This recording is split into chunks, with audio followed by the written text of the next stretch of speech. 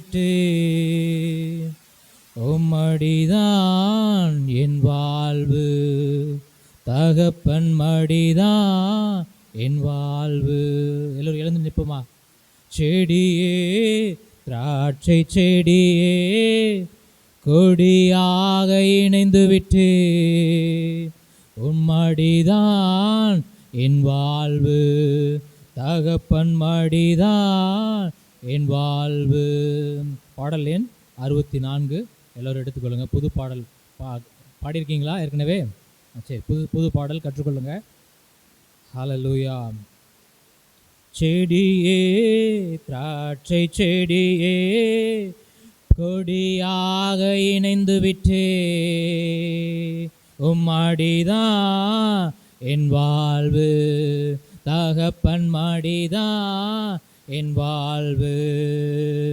கத்தரித்தீரே தயவா, கனிகள் கொடுக்கும் கிளையா.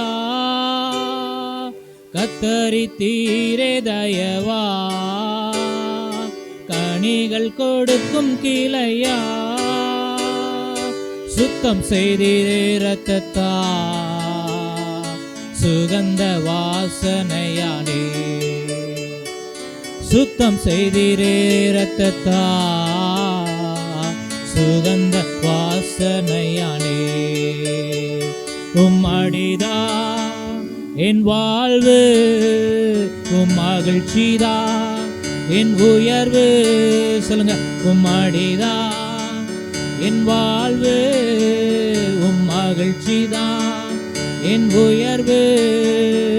செடியே திராட்சை செடியே கொடியாக இணைந்து விட்டே மடிதான் என் வாழ்வு, உம் மகிழ்ச்சிதான் என் உயர்வு. பிதாவின் மகிமை ஒன்றே, பிள்ளை எனது ஏக்கம். பிதாவின் மகிமை ஒன்றே, பிள்ளை எனது ஏக்கம். மிகுந்த கனிகள் கொடுப்பே, உகந்த சீடனாவே. சொல்லுமா, மிகுந்த கனிகள் கொடுப்பே, உகந்த சீடனாவே. உம்மடிதான் என் வாழ்வு, உம் மகிழ்ச்சிதான் என் உயர்வு. மடிதான் என் வாழ்வு, உம் மகிழ்ச்சிதான் என் உயர்வு. செடியே திராட்சை செடியே கொடியாக இணைந்து விட்டே உம்மடிதான் என் வாழ்வு, உம் மகிழ்ச்சிதான் என் உயர்வு. என் சப்தம் கேட்டு உம் அன்பில் நிலைத்து வாழ்வே. என் சப்தம் கேட்டு உம் அன்பில் நிலைத்து வாழ்வே. பிரிக்க இயலாதையா, பறிக்க முடியாதையா. பிரிக்க இயலாதையா, உம்மை விட்டு பறிக்க முடியாதையா. மடிதான் என் வாழ்வு, உம் மகிழ்ச்சிதான் என் உயர்வு. உம்மடிதான் என் வாழ்வு, உம் மகிழ்ச்சிதான் என் உயர்வு. செடியே திராட்சை செடியே கொடியாக இணைந்து விட்டே உம்மடிதான் என் வாழ்வு, உம் மகிழ்ச்சிதான் என் உயர்வு.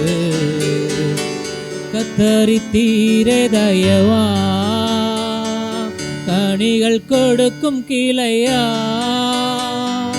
கத்தரித்தீரே தயவா, கனிகள் கொடுக்கும் கிளையா.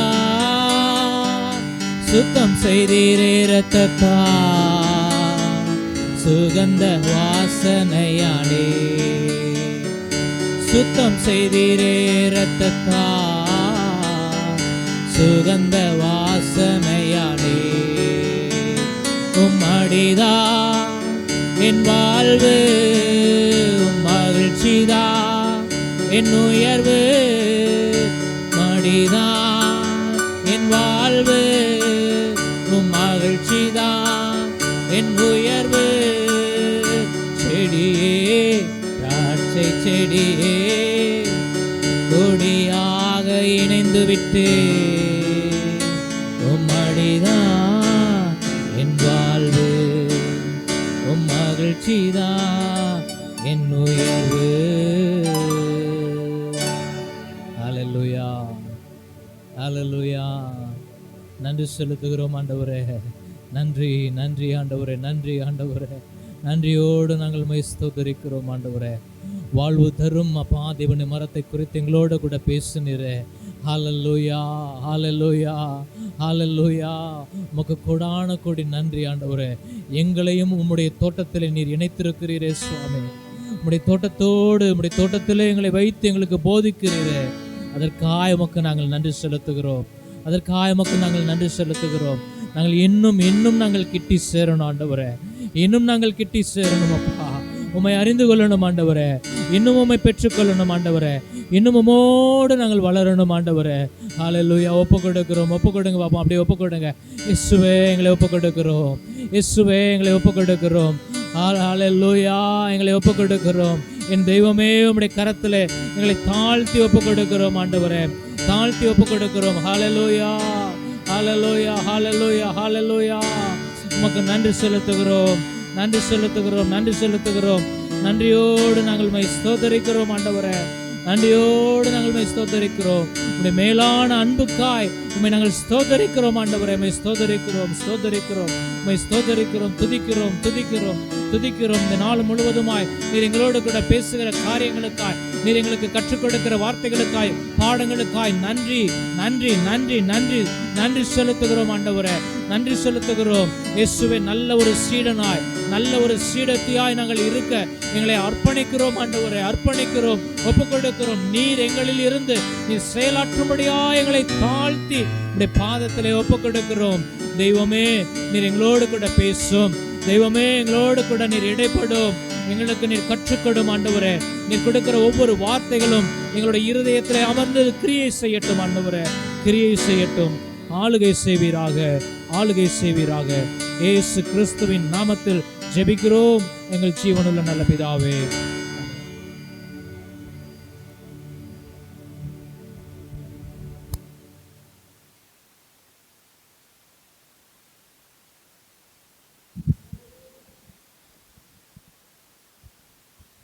வாழ்வின் மரத்தை குறித்து ஏதாவது சந்தேகங்கள் இருக்கா?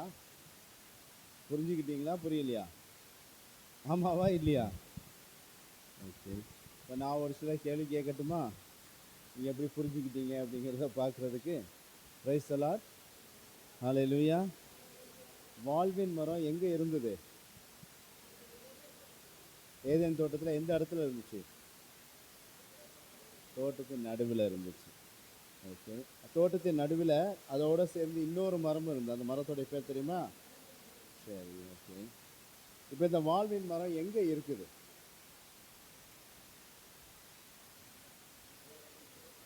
ஏதேன் தோட்டத்தில் இருக்குன்னாரு பிரதரை. ஆதாம் அந்த மரத்தின் கனியை கையை வைக்கக்கூடாதுன்னு சொல்லி அங்கேருந்து ஆதாமையும் ஹவ்வாவையும் துரத்தி விட்டுட்டாங்க. அதுக்கு ஒரு காவல் வச்சுட்டாங்க. இப்போ அந்த மரம் எங்கே போச்சு?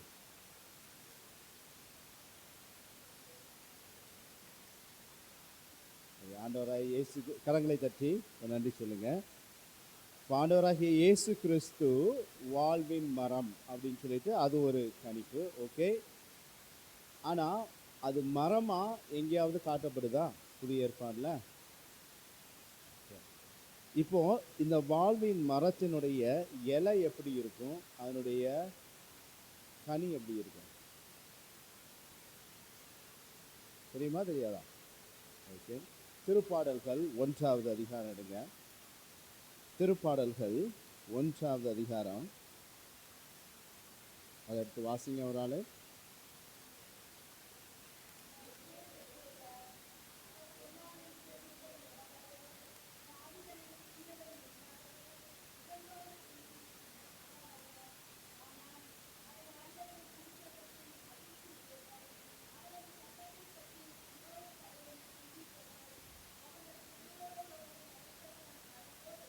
அவர் நீரோடை அருகே நடப்பட்ட மரம் போல் இருப்பார்.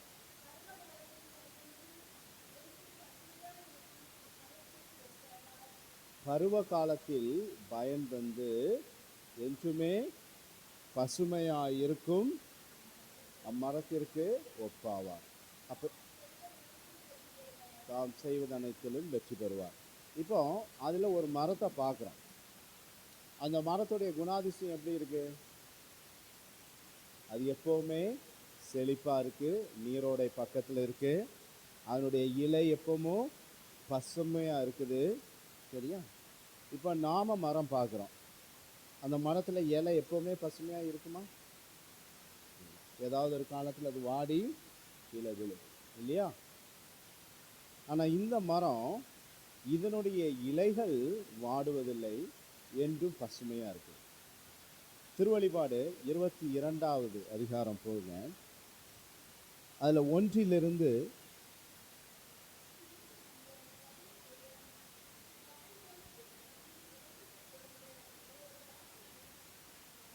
அப்ப இந்த இடத்துல ஒரு ஆறை பார்க்கிறோம். இந்த ஆறு வாழ்வளிக்கக்கூடிய தண்ணீரை அந்த ஆறு கொண்டு போயிட்டு இருக்கு. சரியா?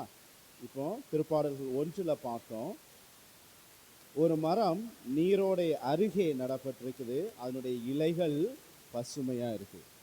திருவெளிப்பாடு 22 நம்ம பார்க்கும் பொழுது அங்கே ஜீவ நீரூற்றை கொண்டு ஒரு ஆறு நதி ஓடிக்கொண்டு இருக்குது. வாசிங்க.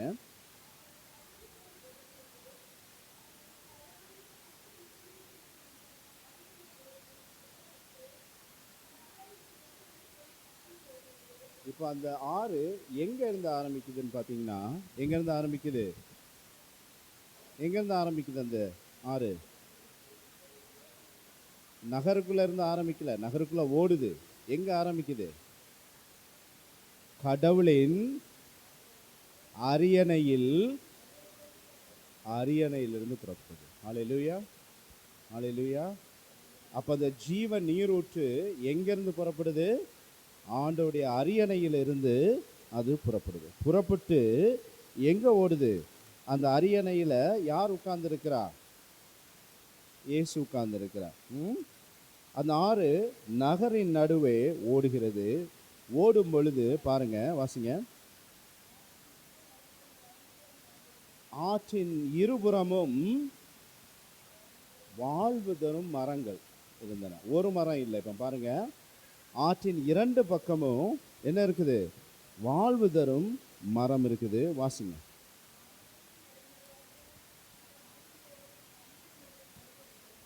மாதத்திற்கு ஒரு முறையாக, ஆண்டிற்கு 12 முறை, 12 மாதங்கள் இருப்பதால அது 12 முறை கனி கொடுக்கும். வாசிங்க. அதன் இலைகள் மக்கள் இனங்களை குணப்படுத்தும். சாபத்திற்குள்ளான எதுவும் அந்த நகரத்தில் இராது. பிரைஸ் தி லார்ட், ஹல்லேலூயா. அப்ப பாருங்க, ஏதேன் தோட்டத்திலிருந்து மரம் காணாம போகல. அந்த மரம் எங்க இருக்குது?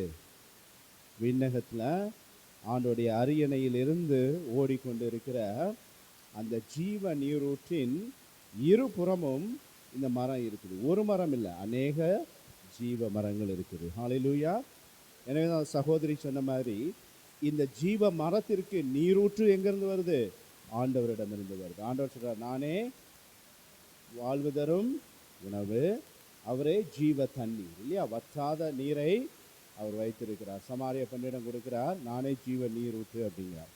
அப்ப பாருங்க, அப்ப இந்த வாழ்வு தரும் மரம்ங்கிறது எங்கேயும் போய் ஒளிந்து கொள்ளல, அது காணாமலும் போகல, அது விண்ணகத்துல பத்திரமா இருக்கு. பிரைஸ் தி லார்ட், ஹல்லேலூயா, ஹல்லேலூயா. நேரம் வரும் பொழுது அங்கே நாமளும் அந்த இடத்துல அதை சந்திப்பதற்கு, அதை பார்ப்பதற்கு நம்ம போவோம். ஹல்லேலூயா. இப்போ ஒரு சிறு நிகழ்வை பற்றி பார்ப்போம். எலியாஸ், எலிசேயு இல்லையா? 2 பேர் இருக்காங்க, எலியா, எலிசேயு. இவங்க 2 பேர் யாரு? மாமா மச்சானா? இவங்க 2 பேர் யாரு? சொந்தக்காரங்களா? யார் இவங்க 2 பேரும்? இறைவாக்கினர்கள். இப்போ பழைய ஏற்பாட்டில் நாம் பெரும் தீர்க்கதரிசிகள்னு சொல்லி ஒரு சில பேரை பார்க்குறோம். அதில் இந்த எலியாவும் எலிசேயும் வராங்க. இதில் யார் குரு யார் சிஷ்யன்? எலியா குரு, எலிசேயு சிஷ்யன். சரியா? இப்போ எலிசேயுவை எலியா எப்படி தெரிந்து கொண்டார்? எப்படி தெரிந்து கொண்டார்? போய் கைப்பிடிச்சு கூட்டிட்டு வந்துட்டாரா? அப்புறம் அவர் மீது தன்னுடைய சால்வையை போட்டார். கரங்களை தட்டி ஒரு நன்றி சொல்லுங்க சகோதரிக்கு. சரியா? அப்போ எலிசேயுவை எலியா எப்படி திருநிலைப்படுத்துகிறார் அப்படின்னா, அவர் மீது எண்ணெய் பூசி தன்னுடைய சால்வையை அவர் மீது போர்த்துகிறார். இது எலிசேயுவுக்கு ஆண்டோடைய அழைப்பு வந்த பொழுது, நல்லா கவனிங்க, எலிசேயுவுக்கு ஆண்டோடைய அழைப்பு வந்த பொழுது எலியாஸ் போய் தன்னுடைய சால்வையால் அவரை மூடி அவருக்கு அந்த அழைப்புகளை கொடுக்கிறார். இப்போ விவிலியத்தில் நம்ம பல இடங்கள்ல இந்த சால்வையை பற்றி பார்க்கிறோம். இந்த சால்வைனா என்ன? ஏன் எலிசேயுவை அவர் சால்வையால் மூடினார்? அது ஒரு கேள்வி. சரியா? இரண்டாவது கேள்வி, எலிசேயுவை எத்தனை முறை சால்வையால் மூடினார்? அது இரண்டாவது கேள்வி. சரியா? மூணாவது கேள்வி, ஏன் சால்வையால் மூடினார்? சரியா? பதில் தெரியுமா? 2 முறை மூடுறார். சரியா? இப்போ பாருங்க, ஏதேன் தோட்டத்தில் ஆதாம் ஏவாள் பாவம் செய்ததற்கு அப்புறம் அவர்கள் எப்படி தெரிந்தார்கள்? அவர்களுக்கு தாங்கள் உடை இல்லாமல் ஆடை இல்லாமல் பிறந்த மேனியாய் இருப்பதை அவர்கள் உணர்ந்தார்கள். பாவம் செய்யும் வரை அவர்களுக்கு தாங்கள் நிர்வாணமாக இருக்கிறோங்கிறது அவங்களுக்கு தெரியல. எப்பொழுது பாவம் செய்தார்களோ அப்பொழுதுதான் அந்த நிலை அவர்கள் உணர்ந்தார்கள். அப்போ அவங்க செய்த முதல் காரியம் என்னன்னா, அத்திமர இலைகளை எடுத்து என்ன பண்ணாங்க? அதை ஆடையாய் செய்து மூடிக்கொண்டார். ஹல்லேலூயா, ஹல்லேலூயா. நல்லா கவனிங்க, அது வரைக்கும் பாவம் செய்யாத வரைக்கும் அவர்களுக்கு தாங்கள் எப்படி இருக்கிறோங்கிற நிலை புரியலை. பாவம் செய்த பொழுது அவங்களிடம் ஒரு குறை இருக்கிறத பார்க்குறாங்க. அந்த குறையை நிவர்த்தி செய்வதற்கு அவங்களுக்கு ஆடை தேவைப்படுது. புரியுதா உங்களுக்கு? அந்த குறையை சரி செய்வதற்கு ஆடை தேவைப்படுது. தங்களுடைய தவறை ஒரு ஆடையால மறைச்சிடலான்னு நினைக்கிறாங்க. கடவுள் அவர்களை சந்தித்த பொழுது அவர்களுக்கு 2-3 உணர்வுகள் ஓடிச்சு. ஒன்று பயம், இன்னொன்று தாங்கள் பிறந்த மேனியா இருந்ததால் அவர்கள் ஆடை போட்டுக்கொண்ட ஒரு நிகழ்வு. மூன்றாவது, கடவுளோடு பேசுவதற்கு அவர்கள், கடவுளுக்கும் எனக்கும் நடுவில் ஒரு இடைவெளி விழுந்துச்சு அப்படிங்கிறத உணர்ந்தாங்க. அப்போ கடவுள் வந்த பொழுது அவர் கேட்குறார், ஆதாம் நீ எங்கே இருக்கிறாய் அப்படிங்கிறார். அவன் சொல்கிறான், ஆண்டவரை உம்மை பார்ப்பதற்கு பயந்து நான் ஒளிந்து கொண்டு இருக்கிறேன், நான் பிறந்த மேனியாய் இருக்கிறேன் அப்படிங்கிறார். ஆண்டவர் கேட்குறாரு, நீ என்று உனக்கு சொன்னது யார் அப்படின்னு சொல்லி கேட்குறார். ஒருவேளை நீ அந்த நன்மை தீமை அறியக்கூடிய மரத்தின் கனியை உண்டாயோ சாப்பிட்டாயோ அப்படின்னு கேட்குறார். பாருங்க, பாவம் என்பது அவன் மீது வந்த பொழுது அவனுக்கு கடவுள் முன்னாடி நிற்க முடியாமல் ஒரு பயம் வந்தது. அவன் மேலே ஒரு குறை இருக்கிறத அவன் உணர்ந்தான். இந்த குறையோடு இந்த பிரச்சனையோடு கடவுள் முன்னாடி போய் நிற்க முடியாது அப்படிங்கிறத உணர்ந்து கொண்டான். அந்த குறையை நிவர்த்தி செய்வதற்கு என்ன பண்ணிக்கிட்டான் அப்படின்னா, இலையினால் ஒரு உடையை தைத்து 2 பேரும் உடுத்தி கொண்டார்கள். கடவுள் அவர்களை சந்தித்த பொழுது கடவுள் பாருங்க, அவர்களுக்கு அவரும் ஒரு உடையை செய்து போர்த்துகிறார். என்ன உடை? தோலினால், தெரியுமா தெரியாதா? தோலினால் ஒரு ஆடையை செய்து போர்த்துகிறார். இப்போ பாருங்க, கடவுள் அவர் சொல்ல வர காரியம் என்னன்னா, மனிதன் செய்த அந்த தவற்றிலிருந்து, அந்த பாவத்திலிருந்து அவனாக ஆடையை மூடியோ இல்லை, அவனாக அதிலிருந்து வெளிவருவது என்பது கடினம் அப்படிங்கிறத காமிக்கிறார்.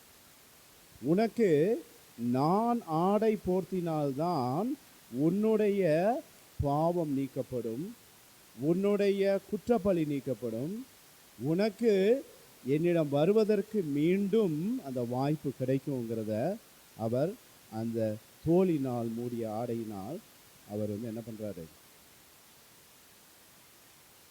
இருக்கிறார். இயேசு தாபாரில் உருமாறும் போது பாருங்க, அவருடைய உடை எப்படி இருந்தது? வெண்பனி போலும், எந்த சலவை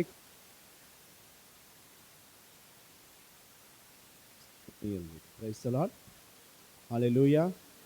அப்ப பாருங்க, இயேசுடைய உடையும் சால்வையும் வஸ்திரமும் எப்படி இருக்குன்னா, எந்த சலவைக்காரனும் சலவை செய்ய முடியாத அளவிற்கு வெண்பனிலும் வெண்மையாய் அது வெளியீர் என்று இருந்தது. அது எதை குறிக்கிறது என்றால், கடவுளுடைய பரிசுத்தத்தை குறிக்கிறது. நல்லா கவனிங்க, இந்த பரிசுத்தத்தோடு, இந்த பரிசுத்த ஆண்டவரோடு அவன் ஒவ்வொரு நாளும் அவன் பாவம் செய்யாமல் பரிசுத்தமாய் நடந்து பேசி கொண்டிருக்கும் போது அவனுடைய நிர்வாணம் அவனுக்கு தெரியல. ஆனால் எப்போ பாவம் செய்தானோ, அவர் நல்லவர், நான் கீழ்ப்படியாமையால் கீழே விழுந்துட்டேங்கிற அந்த உணர்வு அவனுக்கு வந்தது. அந்த உணர்வு வந்த உடனே என்னாச்சு, அதை மறைப்பதற்கு ஒரு உடை தேவைப்பட்டது. பாருங்க அன்பான சகோதர சகோதரிகளே, நாம் பாவின்னு சொல்லி நம்ம அறியும் பொழுது, நம்ம எல்லாருடைய பாவங்களையும் கழுவுவதற்கு, சரி செய்வதற்கு நம்மளால முடியுமா?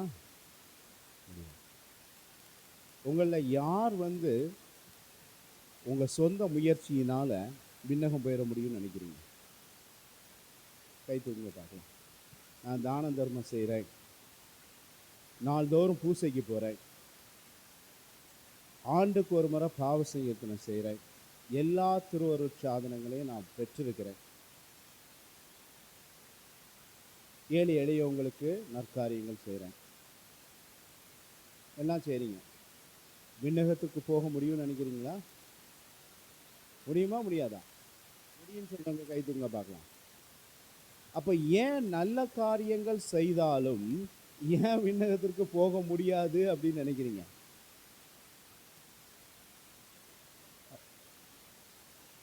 அப்போ நல்லா கவனிங்க, ஒரு செல்வந்தன், ஒரு நல்ல செல்வந்தன், கெட்ட செல்வந்தன் அல்ல, ஒரு நல்ல செல்வந்தன் ஆண்டவரை பார்க்க வருகிறான்.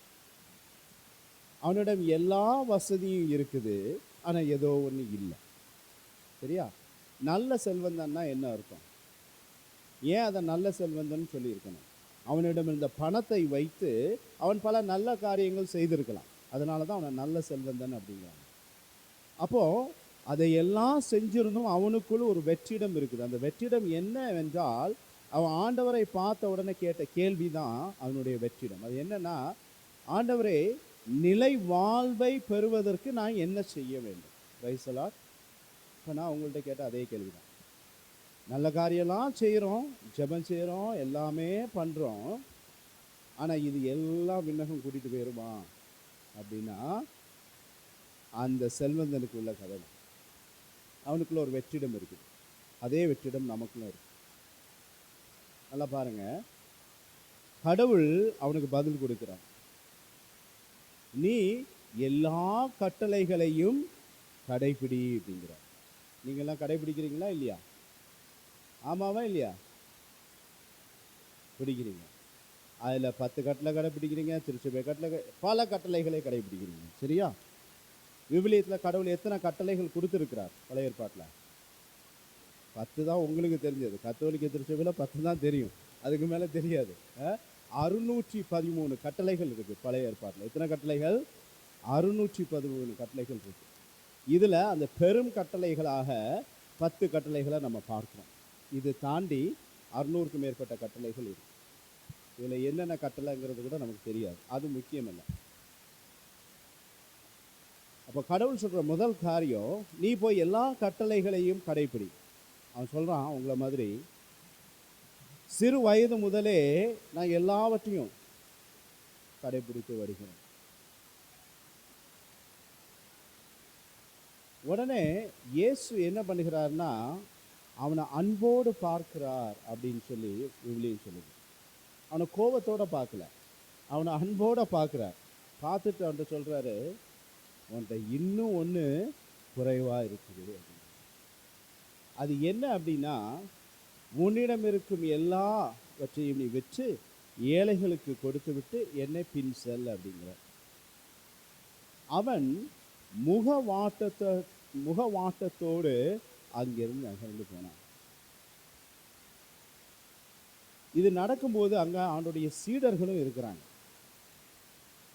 அந்த சீடர்களுக்கும் விஷயம் புரியுது, இது நல்ல செல்வந்தன்னு தெரியுது, இவன் எல்லா கட்டளைகளையும் கடைபிடிக்கிறான் அப்படின்னு தெரியுது. ஆனால் ஆண்டவர் இருக்கிற எல்லா சொத்தையும் விற்று கொடுத்துட்டு நீ பின்னாடி வாங்குறாரே, அவன் வருத்தத்தோடு போறானேன்னு சொல்லி அவர்கிட்ட கேட்குறாங்க. பின் யார் தான் வாழ்வு பெற முடியும், யார் தான் நிலை வாழ்வு பெற முடியும்? அதுக்கு இயேசு சொல்லுகிறார், நல்லா கவனிங்க. அதுக்கு பதில் வருது, ஊசியின் காதில் ஒட்டகம் நுழைஞ்சிடலாம், பணக்காரன் என்பவன் விண்ணரசில் நுழ முடியாது. இப்போ அப்படி பார்த்தா பணக்காரன் யாரும் விண்ணகத்துக்கு போக முடியாதா? படித்தவங்க யாரும் போக முடியாதா? யோசிச்சு பாருங்க. அதனுடைய உள்ள அர்த்தம் அது அல்ல. அதை கூர்ந்து பார்த்தோன்னா அது சொல்லுது, கேட்குறாங்க, யார் தான் போக முடியும்? அதுக்கு ஆண்டவர் சொல்றார், இது மனிதரால் கூடாது. பிரைஸ் தி லார்ட், ஹல்லேலூயா. நாம செய்கிற எந்த ஒரு நல்ல காரியமோ, நாம செய்கிற நன்மைகளோ தர்மங்களோ இது பரலோகத்திற்கு கூட்டிட்டு. அதுக்காக நன்மை செய்யாதீங்க நான் சொல்லலை, அது தேவைதான். அதற்கு என்ன பலனுங்கிறத நான் பின்னாடி சொல்கிறேன். ஆனால் நம்முடைய நன்மை தலங்களோ நம்முடைய நல்ல காரியங்களோ நம்மளை பரலோகத்துக்கு கூட்டிகிட்டு போகிறதில்ல. ஆண்டவர் சொல்கிறார், இது மனிதரால் கூடாது, ஆனால் தேவனால் கூடும். ஹல்லேலூயா, ஹல்லேலூயா. அப்போ அந்த வார்த்தையின்படி பார்த்தா எந்த ஒரு மனிதனும் விண்ணகத்துக்குள்ளே போக முடியாது. நீங்களும் நானும் சரி, மனிதன் நினைக்கும் போது போக முடியாது. ஆனால் கடவுள் நினைச்சார்னா உள்ளே போக முடியும். ஹல்லேலூயா, ஹல்லேலூயா. இப்போ ஆதாம் ஏவாளுடைய நிகழ்ச்சிக்கு வாங்க. அவங்க நினச்சிக்கிட்டாங்க, தங்களுடைய தவறை அவங்க இலைதலைகளால் ஒரு உடையை எடுத்து மூடிக்கிட்டா அவங்களுடைய நிர்வாணத்தை மறைச்சிடலான்னு நினச்சாங்க, அவங்களுடைய பாவத்தை மறைச்சிடலான்னு நினச்சாங்க. ஆனால் கடவுள் சொன்னார், அது முடியாது. உன்னுடைய செயலால் உன்னுடைய பாவத்திற்கு நீ பரிகாரம் செய்ய முடியாது, அதை மறைக்க முடியாது. மாறாக நான் உனக்கு ஆடையை கொடுத்தால், அது என்னது? அந்த ஒரு தோலினால் மூடி ஆடையை கொடுக்குறேன். புதிய ஏற்பாட்டில் பாருங்க, ஒரு திருமண விருந்திற்கு அநேக பேருக்கு அழைப்பு கொடுக்கப்படுது இல்லையா? அதில் ஒவ்வொருத்தரும் ஒரு சாக்கு போக்கு சொல்கிறாங்க. கடைசியாக அங்கே சில பேர் உட்கார்ந்து இருக்கிறாங்க. அங்கே உட்கார்ந்து இருக்கும் பொழுது அங்கே மணமகன் வரும் பொழுது ஒரு நபரை பிடிக்கிறார். பிடிச்சி கேட்குறாரு, நீ ஏன் திருமண விருந்திற்குரிய ஆடையை அணியாமல் இங்கே உட்கார்ந்து இருக்கிற அப்படிங்கிற. அவன் புறம்பே தள்ளப்பட்டான். Price the lord, hallelujah. அப்போ பாருங்க, அப்போ இந்த ஆடை என்பது, இந்த திருமண விருந்திற்கு தேவைப்பட்ட ஆடை என்பது, இந்த சால்வை என்பது, இது கடவுளிடம் இருக்குது. பழைய ஏற்பாட்டில் பாருங்க, போவாஸ் அப்படின்னு ஒரு நபர் இருந்தார், தெரியும் இல்லையா? தாவீதுடைய கொள்ளு தாத்தா, தாவீதுடைய கொள்ளு தாத்தா போவாஸ் அப்படின்னு. அவருடைய காலகட்டத்தில் நயோமி அப்படின்னு ஒரு விதவை இருந்தார். அவளுக்கு 2 மருமகள்கள் இருந்தார்கள். அவள் ஒருவர் பெயர் ரூத்.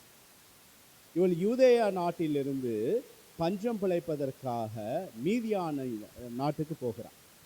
அங்கே அவனுடைய மகன்கள் மரித்து போகிறார்கள். அவனுடைய மகனுடைய மனைவி மீதியான் நாட்டினர். இவள் தன்னுடைய சொந்த நாட்டுக்கு திரும்பி வரும் பொழுது தன்னுடைய மருமகளை என்னை விட்டு போய்விடு அப்படின்னு சொல்றார். ஒருத்தி மட்டும், ரூத் மட்டும் இல்லை, நீ போற இடத்துக்கு நான் வர்றேன், உன்னுடைய தேசம் என்னுடைய தேசம், உன்னுடைய ஜனங்கள் என்னுடைய ஜனங்கள்ங்கிறார். நல்லா கவனிங்க,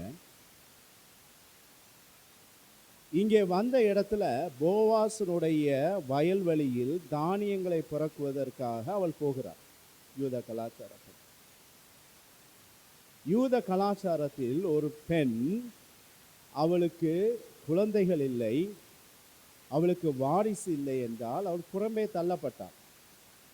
அப்ப இந்த பெண்ணுக்கு கணவன் இல்லை, குழந்தை இல்லை, இவளுடைய வாழ்வை சரியாக்கணும்னு சொல்லி, நல்லா கவனிங்க, அவருடைய மாமியார் சொல்கிறார் ரூத்திடம், நீ போய் போவாசிடம் உன்னை மீட்டு கொள்வதற்கு சொல் அப்படிங்கிறார். இது எப்படி என்றால், அந்த யூத குலத்தில் இருக்கிற நெருங்கிய உறவினர் ஒருவர் அவளை மனைவியாக ஏற்றுக்கொள்ள சம்மதிக்கும் அந்த நேரத்தில் ஒப்பந்தம் செய்தால் அந்த பெண் அந்த யூத சமுதாயத்தில் ஏற்றுக்கொள்ளப்படப்பட்ட ஒரு பெண்ணாய் மாறுகிறார். அப்பொழுது போவாஸ் எப்படி ரூத்துவை சேர்க்கிறார்னா, போவாஸ் உன் போர்வையால் என்னை மூடும் அப்படிங்கிறார். பிரைஸ் தி லார்ட், ஹல்லேலூயா. நல்லா கவனிங்க, அவளுடைய குறைபாடுகள் என்ன?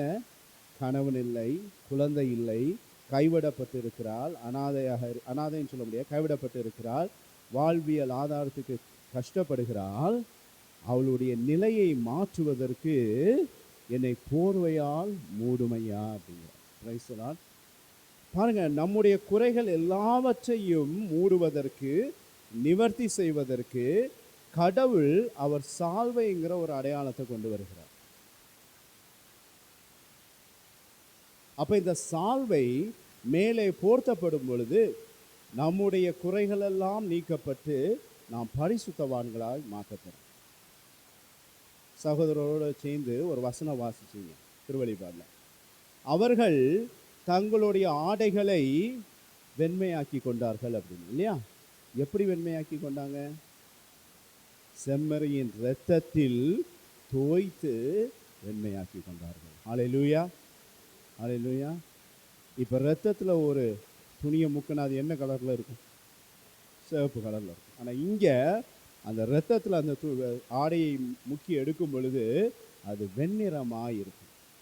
அப்போ அந்த வெண்மை என்பது பரிசுத்தத்தை குறிக்குது, அந்த இரத்தம் என்பது இயேசுவின் இரத்தத்தை குறிக்குது. அப்போ பாருங்க, அவர்கள் போட்டிருக்கிற அந்த வஸ்திரம் எல்லாம் பளீரென்று மெளிரவும், அந்த வஸ்திரம் நல்ல சுத்தமாய் பரிசுத்தமாய் இருப்பதற்கும் வெண்கரமாய் இருப்பதற்கு அவை எல்லாம் செம்மறியின் இயேசுவின் இரத்தத்தில் தோய்க்கப்படணும் அப்படின்னு சொல்லி நம்ம பார்க்கிறோம். அப்ப இந்த சால்வை என்பது பொழுது என்னை ஆண்டவர் அவருடைய அன்புக்குள்ளாடி இழைத்துக் கொள்கிறார். அப்ப இந்த சால்வை என்பது என்ன அப்படின்னா, இந்த சால்வை என்பது கடவுளுடைய கிருபை. ஹல்லேலூயா, ஹல்லேலூயா, ஹல்லேலூயா. பாருங்க, பழைய ஏற்பாட்டு காலத்துல நோவா காலத்து வெள்ளத்திற்கு முன்னாடி, வெள்ளம் வருவதற்கு முன்னாடி அங்கே பாவம் தலைவிரித்து ஆடியதை நம்ம பார்க்கிறோம். அதுல சில பேருக்கு தூக்கத்துல இங்க தலை அங்கே இங்கேயும் ஆடுது. பிரைஸ் தி லார்ட், ஹல்லேலூயா, ஹல்லேலூயா. பாருங்க, அப்போ நோவா காலத்து பெருவெள்ளத்தின் போது நோவாக்கு என்ன ஆச்சுன்னா, ஆண்டவர் நோவாவை பார்க்கும் பொழுது, நோவா நீதிமானா இல்லையா? நோவா நீதிமான், ஓகே. ஆனா ஒரு மனிதனாக இல்லை, கடவுள் அவரை நீதிமான் என்று அழைத்தாரா? ரெண்டுக்கும் வித்தியாசம் இருக்கு, சரியா? நோவாட்ட பாவம் இருந்துச்சா இல்லையா? இருந்ததா இல்லையா? நோவா திராட்சை ரசம் குடித்து ஆடை விலகி கடந்தார், இல்லையா? ஆனா நோவா நீதிமான் என்று காட்டப்பட்டார். இப்ப சொல்லுங்க, நோவா நீதிமானா இல்லையா? யோசிக்கிறீங்க இல்லையா? அப்ப பாருங்க, அப்ப நீதிமான் என்ற அடையாளம் எங்கிருந்து வருது? நீதிமான்ங்கிற அடையாளம் நீங்க செய்யற நல்ல காரியத்தினால இல்லை, நான் செய்யற நல்ல காரியத்தினால இல்லை. வசனம் சொல்லுது, தம் காலத்து மக்கள் நடுவே கடவுள் நோவாவை நீதிமானாக பார்த்தார். Praise the lord. ஹல்லேலூயா. நோவா நீதிமான் அல்ல, அவர் வாழ்ந்த ஜனங்கள் மத்தியிலே கடவுள் நோவாவை நீதிமானாய் பார்த்தார்.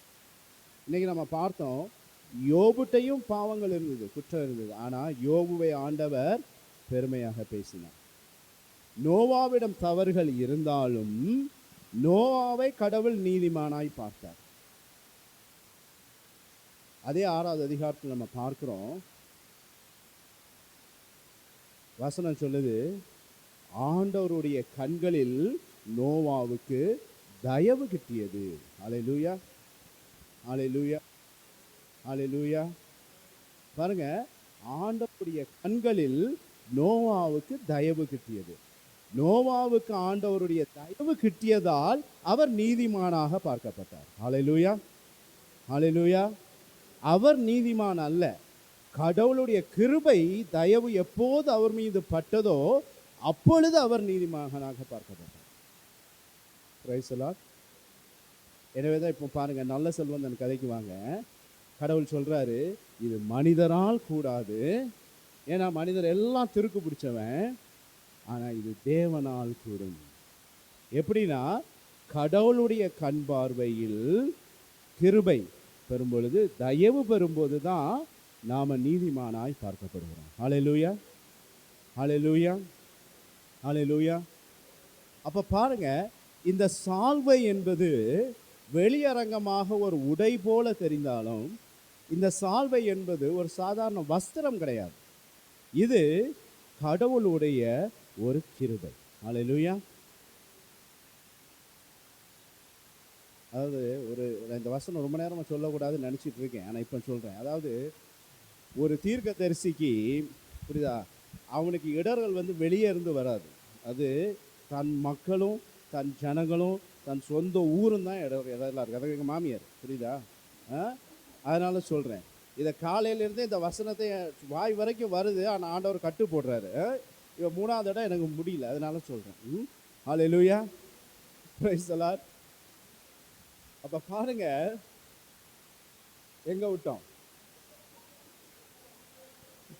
புரியுதா உங்களுக்கு? அதாவது கடவுளுடைய ஒரு காரியத்தில் போகும்போது இப்படி தான் பிசாசானவன் நம்மளை அறியாமல் கலைகளை விதைக்கிறான். அந்த ஃப்ளோவை கட் பண்ணுறான், பார்த்தீங்களா? அதுதான் அவன் வேலை. நம்ம நினச்சிக்கிறோம் எதேச்சியாக வர்ற ஒரு ஃபோனுன்னு நினைக்கிறோம். அது எதேச்சியாக வர்ற ஃபோன் இல்லை, நம்மளை சாத்தான் தொல்லை பண்ணுறதுக்குன்னு வர்ற கால் அது. ஹல்லேலூயா, ஹல்லேலூயா. சரி, எங்கே விட்டோம் சொல்லுங்கள்? அதெல்லாம் தாண்டி வந்துட்டோம்.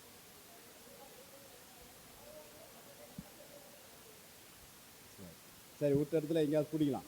அப்போ இந்த நல்ல செல்வந்தனுக்கு பாருங்க, ஆனால் சொல்றாரு, இது மனிதனால் கூடாது, கடவுளால் கூடும் அப்படின்னு. அப்போ இந்த கிருபை என்பது மூடும் பொழுது தான் நம்மளுடைய பாவங்கள் மறைக்கப்படும். இப்போ பழைய ஏற்பாட்டில் ஆதாம் ஏவாளுக்கு கடவுள் அவர் தோலினால் ஆடை செய்த பொழுது தான் அவர்களை அவர் ஏற்றுக்கொள்ளக்கூடிய நிலை வந்தது. திருமண விருந்திற்கு வந்தவங்களுக்கு கடவுள் அந்த திருமண வஸ்திரத்தை கொடுக்கும் பொழுது தான் அவர்களுக்கு அந்த கிருபை அவங்களை மூடிக்கொண்டது. மோசே ஓரேபு மலையில் போய் ஆண்டவரோடு பேசிட்டு வரும் பொழுது ஜனங்கள்லாம் என்ன சொன்னாங்க? நீ உங்களுடைய முகத்தை மூடிக்கிட்டு பேசுவோம் அப்படின்னா. ஏன்னா அவருடைய முகம் அவ்வளவு பிரகாசமாக இருந்தது. ஹல்லேலூயா. அதே ஜனங்கள் தான் மோசேயிடம் சொன்னாங்க, நாங்கள் கடவுளிடம் பேச விருப்பப்படலை, நீ என்னன்னு கேட்டுட்டு வரோம் அப்படின்னு சொல்லி சொன்னாங்க. அப்போ பாருங்க, அவரும் ஒரு வஸ்திரம் போட்டிருந்தார் மோசே. அப்போ அந்த வஸ்திரம், அவருடைய வஸ்திரமும் பிரகாசமாய் மாறியது.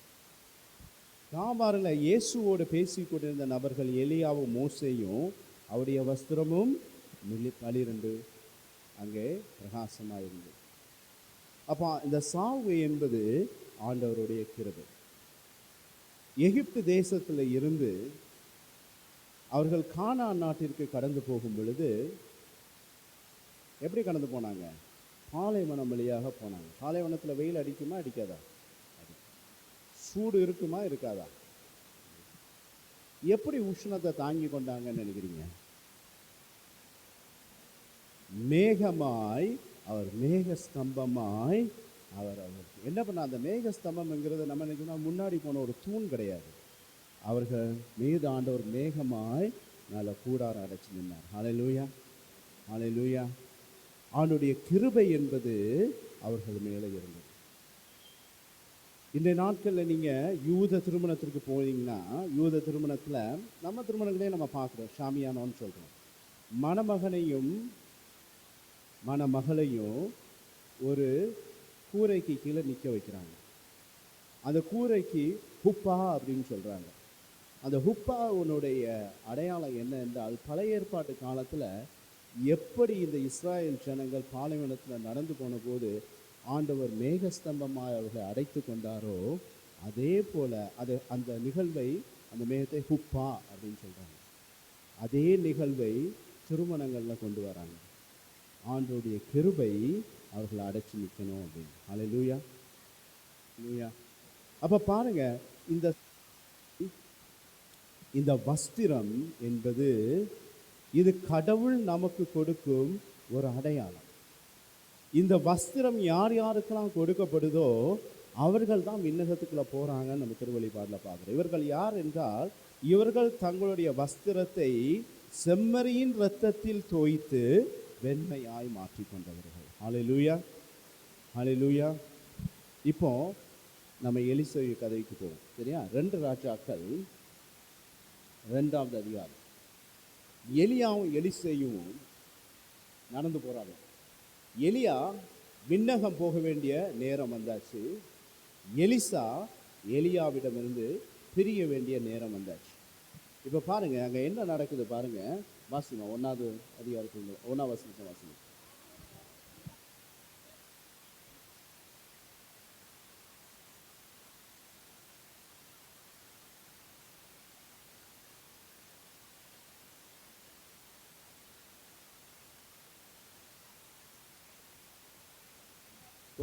Price the Lord. இப்போ பாருங்க, எலியாவும் எலியாசும், சரியா, குருவும் சிஷ்யனும் ஒரு இடத்துல இருந்து கிளம்புறாங்க. எந்த இடத்துல இருந்து? எந்த இடம்? அந்த இடம் பேர் என்னது? இடம் பேர் என்னது? கீழ்கால். எந்த இடம்? கீழ்கால். இந்த இடம் இன்னைக்கும் இஸ்ரேல் நாட்டில் இருக்குது.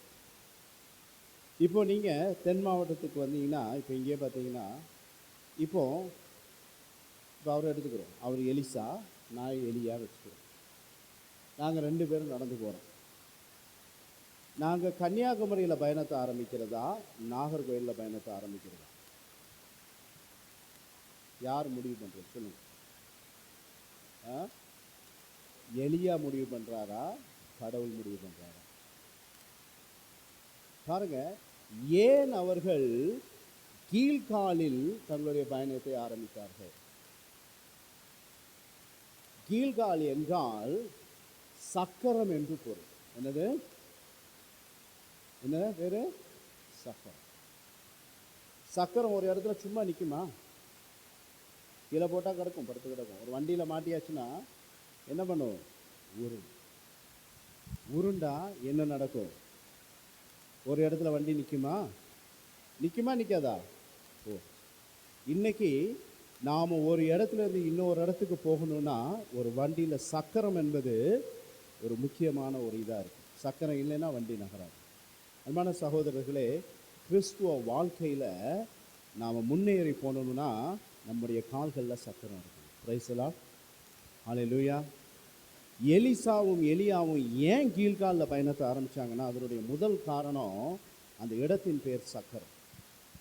தங்களுடைய கிறிஸ்துவ வாழ்க்கையில் எலிசேயு முன்னேறுவதற்கு அவன் சக்கரம் போல் இன்னும் அதிகமாய் சுழல வேண்டும் என்று அவனுக்கு சொல்லப்பட்டது. இது முதல் காரணம். 2வது காரணம் பார்த்தீங்கன்னா, இஸ்ராயேல் ஜனங்கள் எகிப்திலிருந்து வெளியே வந்த பொழுது அவர்கள் முதலாக பாளையம், அதாவது அங்கே ஒரு கூடாரத்தை போட்டு தங்கிய இடம் கீழ்கால். பிரைஸ் தி லார்ட், ஹல்லேலூயா. சத்தமாக சொல்லுங்க, அப்புறம் நான் தூங்கிடுவேன். ஹல்லேலூயா. நீங்களா சேரில் உட்காந்துங்க, நான் தூங்கினா கீழே விழுந்துருவேன், அப்புறம் என்னதாவது ஆகிடும். ஹல்லேலூயா. ஹல்லேலூயா. அப்போ இந்த இஸ்ராயல் ஜனங்கள் எகிப்திலிருந்து வந்தபோது அவர்கள் கூடாரம் அமைத்த முதல் இடம் கீழ்கால். இந்த கீழ்கால்ல மிக முக்கியமான ஒரு சம்பவம் நடந்தது. அது என்னவென்றால், எகிப்து தேசத்தில் இந்த ஜனங்கள் இருந்த பொழுது ஆண் பிள்ளைகள் யாருக்குமே விருத்த சேதனம் செய்யலை. அந்த எகிப்து முறைகளில் அவர்கள் மூழ்கி போனார்கள். அவர்கள் கீழ்காலில் கூடாரம் அடித்த போது அங்கிருந்து வந்த எல்லா ஆண்மகன்களுக்கும் அந்த இடத்துல விருத்த சேதனம் செய்யப்பட்டது. ஹல்லேலூயா. பாருங்க, அவர்கள் செய்ய வேண்டிய முதல் காரியம், அவங்க வாழ்க்கையில் சக்கரம் சுழலணும்னா ஆண்டவர் அவரிடம் எதிர்பார்த்த முதல் காரியம் என்னன்னா, அங்கே விருத்த சேதனம் செய்யணும்னு ஆண்டவர் விரும்பினார். அந்த விருத்த சேதனம் அப்படிங்கிற நிகழ்வு ஒரு நுனித்தோலை அகற்றும் நிகழ்வு மட்டுமல்ல, பழைய விஷயங்களை கலைந்து புதிய வாழ்க்கைக்கு போறதற்கு நீங்க சில விஷயங்களை அறுத்தாகணும் உங்க வாழ்க்கையில. ஹல்லேலூயா, ஹல்லேலூயா. எகிப்தின் முறைகளையும் எகிப்தின் காரியங்களையும் நீ அறுத்து போட்டுட்டு புதிய வாழ்வுக்கு போறதற்கு, பாவ நிலையில் இருந்து கொண்டே ஆண்டவருடைய சக்கரமா சுத்த முடியாது. அப்போ பழைய நிலையை அறுத்து போடுவதற்கும் கலைந்து போடுவதற்கும் அன்று கீழ்காலில் எல்லாருக்கும் விருத்த சேதனம் செய்யப்பட்டது. இன்று எலிசாயுடைய வாழ்க்கையில இவங்க 2 பேரும் கீழ்கால பயணம் ஆரம்பிச்சது சும்மா விளையாட்ட ஆரம்பிக்கல. சகோதர சகோதரிகளே, எலிசேயு எலியாவிடம் கேட்டான், ரெட்டிப்பு ஆசீர்வாதம் வேணும்னு கேட்டான். அவர் சொன்னார், ரெட்டிப்பு ஆசீர்வாதம் பெறுவதற்கு அது என் கையில் இல்லை அப்படின்னு. ஒருவேளை நான் விண்ணகம் போகிறத நீ பார்த்தேன்னா உனக்கு அது கிடைக்கலான்னா, ஆனால் அதற்கு முன்னாடி நடக்கக்கூடிய எல்லா முன்னிகழ்வுகளும் பார்த்தீங்கன்னா அந்த ரெட்டிப்பு ஆசீர்வாதம் எலிசேயுக்கு கிடைத்தது. எலிசா 8 புதுமைகள் செஞ்ச இடத்துல எலிசேயு 16 புதுமைகள் செய்தான். ரெட்டிப்பு ஆசீர்வாதம் கிடைத்தது.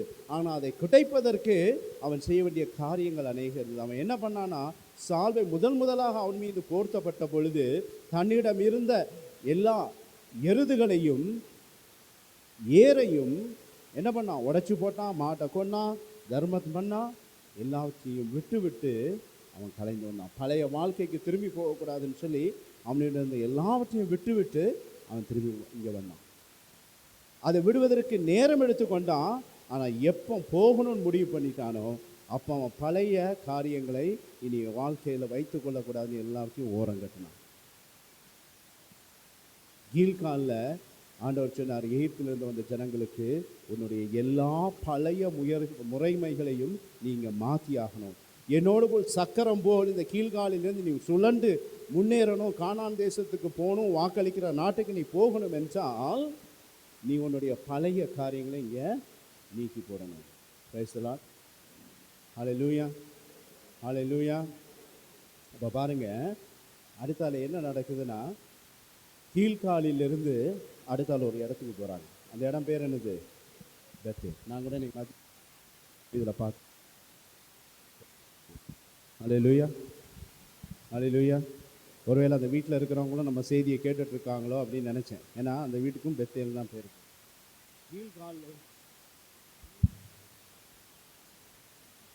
கீழ்காலிலிருந்து பெத்தேலுக்கு போனாங்க. இந்த பெத்தேல் என்றால் என்ன அர்த்தம்? பெத்தேல் என்றால் என்ன அர்த்தம்? கடவுளின் வீடு அப்படின்னு அர்த்தம். என்ன அர்த்தம்? கடவுளின் வீடு அப்படின்னு. நம்ம பெத்லகேம்னு பார்க்குறோம். அந்த பெத்தேலுக்கு இன்னொரு அர்த்தம் இருக்குது. என்ன அப்படின்னா, அங்கே என்ன பண்ணுறாங்க, அதாவது மன்னா, வாழ்வு தரும் உணவு, பிரெட், அதை அங்கே செய்கிறாங்க. ஹவுஸ் ஆஃப் பிரெட், அதாவது மன்னாவின் வீடு அப்படின்னு சொல்கிறாங்க. அது கடவுளின் வீடாக கருதப்பட்டது. அப்போ பாருங்கள், ஒரு மனிதன் பெத்தேலுங்கிற கடவுளுடைய அந்த வீட்டுக்குள்ளே நுழையிறதற்கு கீழ்காலில் அவனுடைய பழைய இயல்புகள், பழைய சுவாபங்கள் இவையெல்லாம் களையப்பட வேண்டியது. அதையெல்லாம் அறுத்து போட வேண்டிய சூழ்நிலை வருது. இது நடக்கும் பொழுது தான் அடுத்ததாக அவன் கடவுளுடைய இல்லத்திற்குள்ளாக கடந்து போகக்கூடிய சூழ்நிலை வரும். பழைய ஏற்பாட்டில் இந்த பெத்தேலுங்கிற இடத்துல தான் என்ன நடந்தது? யாக்கோபு ஒரு தூதனோடு போராடினான். வான தூதர்கள் மேலேயும் கீழேயும் போகிறத ஏணி வைத்து போனதை பார்த்தான். இந்த இடம் எருசலேமிலிருந்து ரொம்ப தூரத்தில் இல்லை, பக்கத்தில் தான் இருக்குது. Praise the lord. ஹல்லேலூயா. அப்போ பாருங்க, கீழ்காலிலிருந்து பெத்தேலுக்கு போகிறாங்க. வாசிங்கம்மா.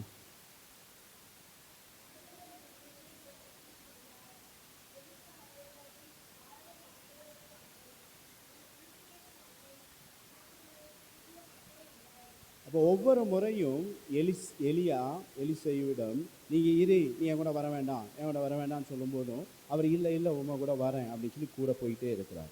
அவர்கள் போகக்கூடிய 3வது இடம் பார்த்தீங்கன்னா 4வது வசனம் பாருங்க.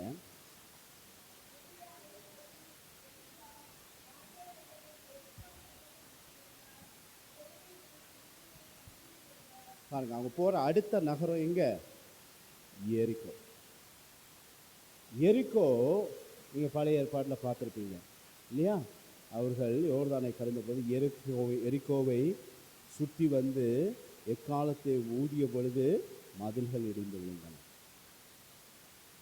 இந்த எரிக்கோக்கு நிலவு ஒளி அப்படின்னு சொல்லிட்டு எபிரேய மொழியில சொல்றாங்க. சரியா? அப்போ கடவுளுடைய வெளிச்சம் என்னுடைய வாழ்க்கையில விழும் பொழுது, அவருடைய வெளிச்சம் என்னுடைய வாழ்க்கையில வரும் பொழுது, எரிக்கோவின் மதில்கள் போல என்னிடம் இருக்கிற அநேக தடைகளை ஆண்டவர் உடைத்து போடுறார். ஹல்லேலூயா, ஹல்லேலூயா. அப்ப பாருங்க, கீழ்காலில் என்ன நடக்குதுன்னா பழைய சுவாபங்கள் மாற்றப்படுது. பெத்தேல் ஆண்டவருடைய இல்லத்துக்குள்ள நுழைகிறாங்க. இல்லத்துக்குள் நுழைந்தவுடன் அவர்கள் உடனே பரிசுத்தவானா மாறலை. இன்னும் அவருடைய வாழ்க்கையில இன்னும் தகர்த்து எறிவதற்கு, இன்னும் மாற்றம் செய்வதற்கு எரிகோவின் மதில்கள் போல் இன்னும் அநேக தடைகள் இருக்குது. ஆனா இந்த தடைகள் எல்லாம் நீங்கணும்னா கடவுளுடைய ஒளி மேலே வரும் பொழுதுதான் அந்த தடைகள் நீக்கப்படுது. அவங்க எரிகோவில் இருந்து அடுத்தால போற இடம் என்ன அப்படின்னா யோர்தான். யோர்தான் நதியில உங்களுக்கு தெரியும், அங்கேதான் இயேசு ஞான ஸ்நானம் பெற்றார் இல்லையா?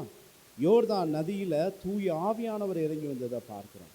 இந்த யோர்தான் நதி எர்மான் மலையிலிருந்து வருது, கீழே பனி உருகி கீழே வருது. அந்த மலையிலிருந்து வருகிற அந்த நீர் கலிலேய கடலுக்கும் போகுது, சாக்கடலுக்கும் போகுது. நல்லா கவனிங்க, ஒரே தண்ணீர் ஒரே இடத்துல இருந்து ஆரம்பிக்குது. அது சாக்கடல் டெட் சீக்கும் போது, உப்பு கடலுக்கும் போது, கலிலேய கடலுக்கும் போது. கலிலேய கடலில் மீன்கள் பழுகி பெறுகின்றன, வாழ்வு இருக்குது, அங்கே வளமை இருக்குது. ஆனால் சாக்கடல்ல ஒரு உயிரினம் கூட அங்கே வாழ முடியாது. Price the Lord. ஒரே தண்ணீர் தான், ஒரே இடத்துல தான் ஆரம்பிக்குது, ஆனால் 2 இடத்துக்கு போகுது. சேர்ற இடம் வித்தியாசமாக இருக்கிறதுனால கலிலேய கடலை அங்கே நம்ம வாழ்வை பார்க்குறோம், இங்கே சாக்கடலில் சாவை பார்க்குறோம். பிரைஸ் தி லார்ட், ஹல்லேலூயா. ஆண்டவர் ஒரே கிருபையை தான் கொடுக்கிறார், ஒரே வல்லமையை தான் கொடுக்கிறார், ஒரே உயிர் மூச்சை தான் கொடுக்கிறார். அவருடைய இடது பக்கம் இருந்தும் வலது பக்கம் இருந்தும் கொடுக்கல, தன்னுடைய ஒரே உயிர் மூச்சையை தான் எல்லாருக்கும் பகிர்ந்து கொடுக்கிறார்.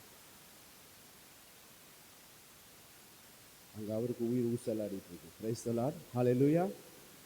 அப்போ இந்த உயிர் மூச்சு ஒரே இடத்துல இருந்து தான் வருது, ஆனா அது வித்தியாசமான பலன்களை கொடுக்கும். நல்லா கவனிங்க, விதைப்ப உவமையை பாருங்க. விதை ஒரே விதை தான், அது நல்ல விதை. அது விதைக்கப்படுற இடம் பார்த்தீங்கன்னா சில வழியோரம் விழுது, முளைப்பதற்கு முன்னாடியே பறவை எடுத்துட்டு போகுது. சில பாறை நிலத்தில் முளைக்குது, ஈரம் இல்லை. சில முச்செடிகள் நடுவே விழுது,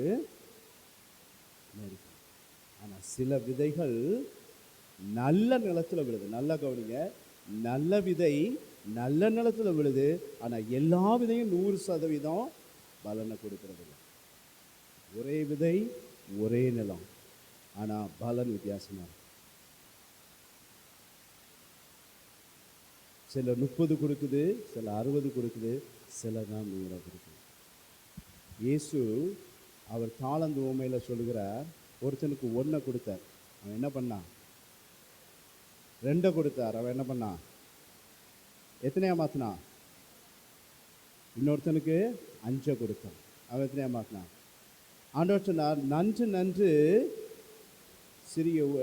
நன்று நல்ல ஊழியனே, சிறியவற்றில் நம்பிக்கை உரியவனாக இருந்தால் உன்னை பெரியவற்றிற்கு அதிக முடியாது. இல்லாதவனிடமிருந்து பிடுங்கி இருப்பவனிடம் கொடுக்கப்படும். பேசலாம். அந்த ஒன்று வச்சவன் ஒன்றுமே பண்ணலை. நல்லா கவனிங்க, விதை ஒன்று தான், நிலமும் ஒன்று தான், ஆனால் பலன் வித்தியாசப்படுது. அல்லேலூயா.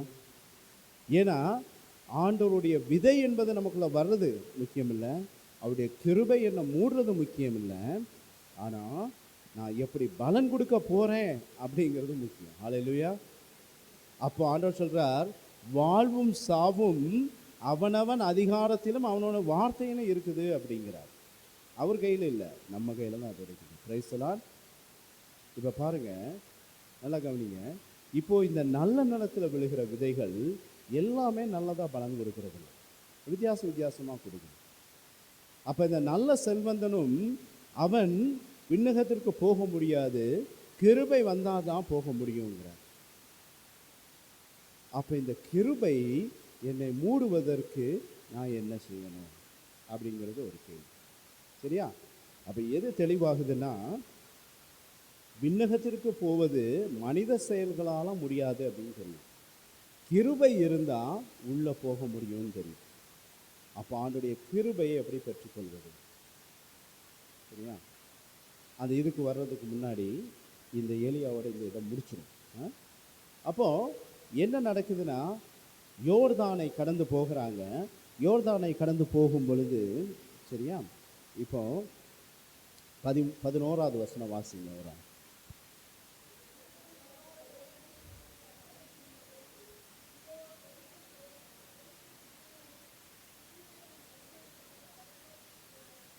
இப்போ பாருங்க, அவங்க 2 பேரும் நடந்து போகிறாங்க. அவங்க 2 பேர் நடுவுலையும், அவங்க 2 பேருக்கும் நடுவில் என்ன வருது? சுழற் காற்று வரலை. என்ன வருது அப்படின்னா, அங்கே நெருப்பு தேர் ஒன்று வருது. அங்கே அக்கினி ரதத்திற்கு இழுத்து கொள்ளக்கூடிய அக்கினி குதிரைகளை பார்க்குறாங்க. இப்போ 2 பேர் உட்காந்துருக்கீங்க உங்கள் 2 பேர் நடுவுக்குள்ள எவ்வளோ இடைவெளி இருக்குதுன்னு பாருங்கள். பக்கத்தில் பாருங்கள் எவ்வளோ இடைவெளி இருக்குன்னு. ரொம்ப இல்லை இல்லையா? இப்போ இந்த இடைவெளிக்குள்ள ஒரு நெருப்பு தேரோ ஒரு குதிரையோ வர முடியுமா? யோசித்து பாருங்கள், ஆவிக்குள்ளே யோசித்து பாருங்கள். அப்போ இது ஃபிசிக்கலாக, அதாவது நம்ம நினைக்கிற மாதிரி ஒரு குதிரையை அந்த இடைவெளியில் விட முடியாது, ஒரு தேரையும் விட முடியாது. இது ஆவிக்குள்ளே பார்க்க வேண்டிய ஒரு விஷயம் இல்லையா? அப்போ அந்த அக்கினி ரதமும் அந்த அக்கினி குதிரைகளும் இந்த 2 பேருக்கு நடுவில் ஒரு பிளவை உண்டு பண்ணும். எலிசாவுக்கும் எலிசேவுக்கும் நடுவில் ஒரு பிளவை உண்டு பண்ணும். அதில் ஒரு ஆள் ரதத்தில் ஏறுறாரு. நல்லா கவனிங்க, ஒரு ஆள் ரதத்தில் ஏறுறாரு. யார் ஏறுறாரு? எலியா ஏறுறாரு. யார் ஏறலை? எலிசா. நல்லா கவனிங்க, அக்கினி ரதம் என்ன நடந்தது பண்ணுச்சு? மேலே எழும்பி போச்சு. அல்லேலூயா, அல்லேலூயா. அப்போ மேலே போச்சு, கீழே எலியா நிற்கிறார். இவர் தகப்பனே தகப்பனே தகப்பனேன்னு கத்துறார், கூவுறார். ஆனால் திடீர்னு எலியாவை பார்க்க முடியும். அப்போ அங்கே பாருங்க, ஒரு விஷயம் நடக்குது. என்ன அப்படின்னா, 12வது வசனத்திலிருந்து வாசிங்க.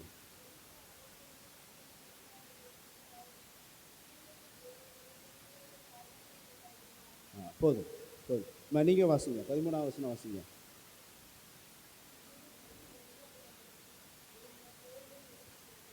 அப்போ அங்கே நடக்குது, எலியா ரதத்தில் ஏறிட்டான், மேலே போயிட்டான் இல்லையா? எலிசையும் கீழே நிற்கிறான். ஆனால் தகப்பனே தகப்பனேன்னு சொல்லி கூப்பிடுற நேரத்தில் அங்கே ஒரு சம்பவம் நடக்குது. எலிசா மேலே என்ன நடக்குது? அங்கே ஒரு சால்வை விழுது. ஹல்லேலூயா, பிரைஸ் தி லார்ட். பாருங்க, எகிப்தில் அவங்க பாலைவனத்தில் கடந்து போகும்போது ஜனங்கள்லாம் எங்கே இருந்தாங்க? எங்கே இருந்தாங்க?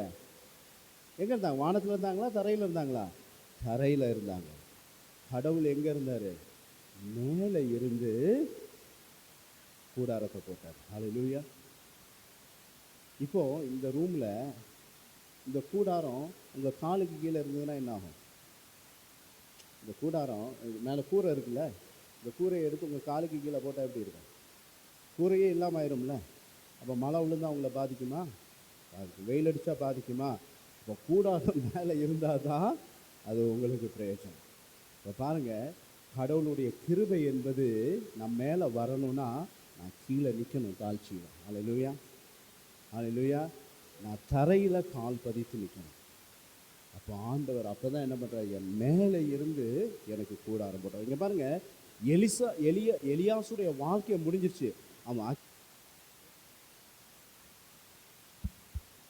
இது இன்னொரு இடர். அப்பப்ப நான் முழிச்சிருக்கேனான்னு பார்க்குறாரு. அவர் அங்கே முழிச்சிருக்காரான்னு எனக்கு தெரியல. நான் என்ன செக் பண்ணுறாரு அவர். Praise the lord, hallelujah, praise the lord. அப்போ அது பாருங்க எப்படி எப்படிலாம் தடைகள் வருது பார்த்தீங்களா. அப்போ பாருங்க, எலியா ரதத்தில் ஏறிட்டான், மேலே போயிட்டான் அக்கினி ரதத்தில். அவன் மேலே ஏறும் பொழுது தான் அவனுடைய பணி முடிந்தது. கீழே இருக்கிறவனுக்கு அந்த பணிக்கு அடையாளமாக போர்வை கீழே போடப்படுது. ஹல்லேலூயா. பாருங்க, போவாசுடைய நிகழ்வை பாருங்க. அவள் மீது, ரூத்து மீது போர்வையை மூடுகிறார். அவர் ஆண்டவர் தன் வஸ்திரத்தை மூடுகிறார். அப்போ இது ஆங்கிலத்தில் என்ன சொல்றாங்க, ஒரு கூரை, ஒரு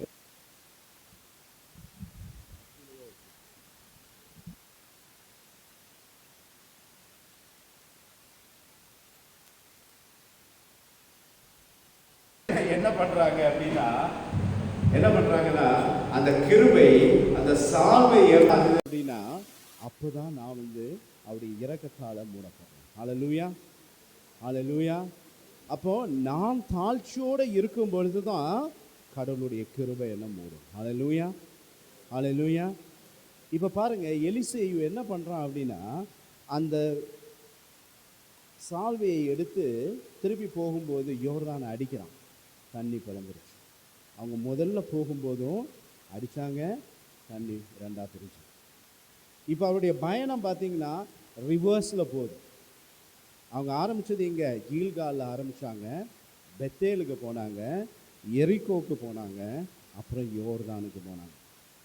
அவர் திரும்பி வரும் பொழுது யோர்தானை தாண்டி எரிகோக்கு வராரு, அப்புறம் பெத்தேலுக்கு போகிறார். நல்லா கவனிங்க, திருப்பியும் ஆண்டோடைய இல்லத்திற்கு போகிறார். ஆனால் கீழ்காலுக்கு அவர் திரும்பி போகலை. ஹல்லேலூயா, ஹல்லேலூயா. ஏன்னா அங்கே விருத்து செய்தனம் செய்து சுவாபங்கள் மாற்றப்பட்ட போது அங்கே திருப்ப உங்களுக்கு பயணம் இல்லை. ஹல்லேலூயா, ஹல்லேலூயா. ஆண்டோடைய வாழ்க்கையில் சுவாபங்கள் மாற்றப்பட்டதுக்கு அப்புறம் நீங்கள் பெத்தேலுக்குள்ளே தான் இருக்கணும். ஹல்லேலூயா, ஹல்லேலூயா. எனவே தான் அவர் என்ன பண்ணார்னா, பெத்தேலுக்கு போனார், ஆனால் கீழ்காலுக்கு போகலை. மாறாக பெத்தேலிலிருந்து அவர் கார்மேல் மலைக்கு போகிறார். ஹல்லேலூயா, ஹல்லேலூயா. ஏன், அந்த கார்மேல் மலையில தான் எலியா பால் தெய்வத்தினுடைய குருக்களை வதம் செய்தான். ஹல்லேலூயா. அங்கே தான் வானிலிருந்து அக்கினியை இறக்கி அங்கே என்ன பண்ணான், எலியா அற்புதம் செய்தான். ஹல்லேலூயா, ஹல்லேலூயா. அப்போ பாருங்க அன்பான சகோதர சகோதரிகளே, அப்போ இந்த சால்வை என்பது நான் கீழே இருக்கும் பொழுது ஆண்டவர் எனக்கு மேலே கூடாரமாக இருந்து என் மேல் அவருடைய கிருபையால் மூடுறார். நான் தாழ்ச்சியோடு இருக்கும் பொழுது இந்த கிருபை என்னை மூடிக்கொள்ளுது. இந்த சால்வையால் அவர் என்னை போர்த்துகிறார். என்னுடைய பாவங்கள் எல்லாவற்றையும் இதை மூடி அவர் மறைக்கிறார், அதை மன்னிக்கிறார். எல்லாவற்றையும் கழுவி அவர் என்னை பரிசுத்தவானாக்குறார். இப்படி சுவாபங்கள் மாற்றப்பட்ட ஜனங்கள் மீண்டும் பழைய நிலையாகிய கீழ்காலுக்கு போகக்கூடாதுன்னு ஆண்டவர் சொல்றார். நீ பெத்தேலுக்குள்ள என்னுடைய வீட்டுக்குள்ளே தங்கியிரு அப்படிங்கிறார். ஹல்லேலூயா, ஹல்லேலூயா, பிரைஸ் தி லார்ட், ஹல்லேலூயா. அப்போ பாருங்க, அப்போ இந்த எலிசேயுடைய பயணம் என்பது அவருடைய வாழ்க்கையில் நம்ம பார்க்கிறது, எப்படி ஒரு மனிதன் கிறிஸ்துவ வாழ்க்கைக்குள்ள சக்கரம் போல சுழன்று முன்னேற வேண்டும் என்று இந்த நிகழ்வு வழியாக நம்ம பார்க்கிறோம். இப்போ இதே 2 ராஜாக்கள் 1வது அதிகாரம் பாருங்க. இந்த 1வது அதிகாரத்தில் ஒரு விஷயத்தை நம்ம பார்க்கிறோம். அதாவது 7வது வசனம் வாசிங்க. இது ராஜா நோய்வாய்ப்பட்டு படுக்கையில் இருக்கிறான். நான் இதனுடைய பின்னணி சொல்றேன். நோய்வாய்ப்பட்டு படுக்கையில் இருக்கிறான். இவன் ஒரு சில நபர்களை அனுப்பி பால் தெய்வத்தினுடைய தீர்க்கதரிசிகளிடம் எனக்கு நோய் குணமாகுமா அப்படின்னு சொல்லிட்டு கேட்டு வர்றதுக்கு ஆள் அனுப்புகிறான். அவர்கள் போகும் வழியில் எலியா அவரை சந்திக்கிறார். இது அவர் விண்ணகம் ஏறுவதற்கு முன்னாடி உள்ள நிகழ்வு. சந்திக்கும் பொழுது அவர் சொல்லுகிறார், இங்கே யூதேயாவில் வாழும் கடவுளுடைய தீர்க்க தரிசனம் இல்லைன்னு சொல்லி ஒன்று அவனை அங்கே அனுப்பி வைக்கிறானா? அவன் அங்கே அனுப்பி வச்சதுனால அவன்கிட்ட சொல்லு, அவன் சாகவே சாவான் அப்படின்னு சொல்லி சொல்கிறான். அல்லேலூயா, அல்லேலூயா. பாருங்க, பழைய சுவாபங்களில் பழைய நிலைகளில் இருக்கும் பொழுது சாவு என்பது அங்கே வரும் அப்படின்னு அவர் சொல்கிற சரீரத்தின் சாவை அல்ல, இருதயத்தில் ஆன்மாவில் வர்ற சாவையும் அல்ல, மாறாக ஆவியில் வரக்கூடிய சாவு. ஹல்லேலூயா, ஹல்லேலூயா. ஸ்பிரிச்சுவல் டெத் அப்படின்னு சொல்லி சொல்கிறோம். அப்போ அவர்கள் திரும்பி போன பொழுது அந்த ராஜா கேட்குறான், உன்னை சந்தித்த அந்த நபர் எப்படி இருந்தார் அப்படின்னு சொல்லி கேட்குறான். அதான் இப்போ வசனம் வாசி, 7வது வசனம்.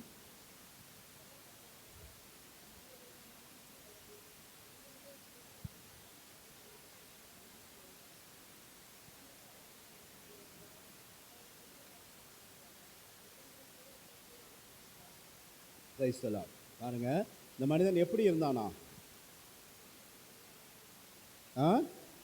நல்ல மயிரடர்ந்த மனிதர்,